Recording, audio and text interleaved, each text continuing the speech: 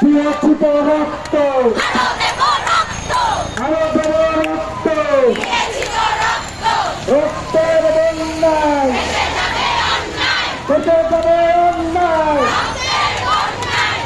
High court কর্তৃক প্রথম ও দ্বিতীয় শ্রেণীর সরকারি চাকরিতে 30% মুক্তিযোদ্ধা কোটা সহ 56% কোটা পুনর্বহালের আদেশের বিরুদ্ধে এবং 2018 সালের পরিপত্র পুনর্বহালের দাবিতে চতুর্থ দিনের মতো শাহবাগ মোড়ে অবস্থান নিয়েছেন শিক্ষার্থীরা। এতে সড়কের যান চলাচল বন্ধ হয়ে শাহবাগ অচল হয়ে পড়েছে। এ সময় যানবাহনগুলোকে বিকল্প রাস্তা ব্যবহার করতে দেখা যায়। শনিবার বিকেল 3টায় শিক্ষার্থীরা বিশ্ববিদ্যালয়ের প্রতিটি হল থেকে আলাদা ব্যানারে ঢাকা বিশ্ববিদ্যালয়ের সেন্ট্রাল লাইব্রেরির সামনে জড়ো হন। পরে সেখান থেকে বিশাল মিছিল নিয়ে হলপাড়া ভিসি চত্বর, TSC Bakshibazar, BUET Eden college, home economics, Nilkhet TSC হয়ে বিকেল 5টায় শাহবাগ মোড়ে অবস্থান নেন শিক্ষার্থীরা। সরেজমিনে দেখা যায় শিক্ষার্থীরা শাহবাগ মোড়ে বসে স্লোগান দিচ্ছেন। এতে Farmgate Shahbag, Shahbag Paltan Moghbazar road, Shahbag science lab road এবং শাহবাগ বিশ্ববিদ্যালয়ের প্রবেশ পথ বন্ধ হয়ে যায়। এ সময় সাধারণ জনগণ গাড়ি ছেড়ে হেঁটে গন্তব্যের পথে রওনা হন। তবে অ্যাম্বুলেন্সের নির্বিঘ্নে চলাচলের জন্য শিক্ষার্থীরা জায়গা করে দেন।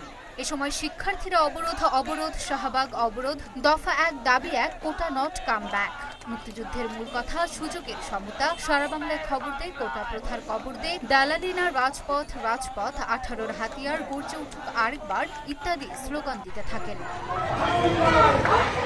রুনা আফরোজ, ঢাকা পোস্ট।